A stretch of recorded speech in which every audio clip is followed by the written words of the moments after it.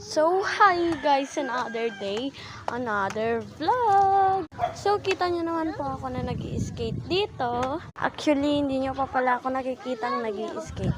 Sinabi ko kasi nagluluto ako nung next. Di ko alam kung kailan yun eh. So, yan nga ho ay, tumigil ka.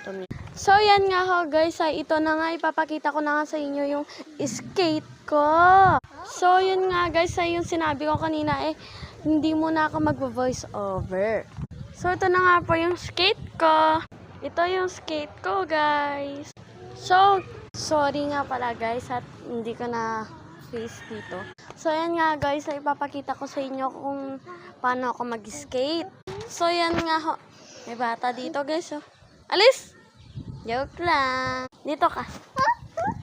So, yan na nga guys, lumipat ako ng pwesto. Ito. Di ako mahawak dito guys na kasi nakaano. So yan nga guys ay nagbabike pala yung kapatid ko. Pati yung kaibigan niya.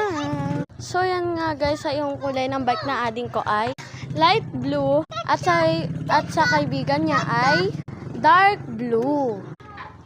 Kaya mali ako na nasabi guys.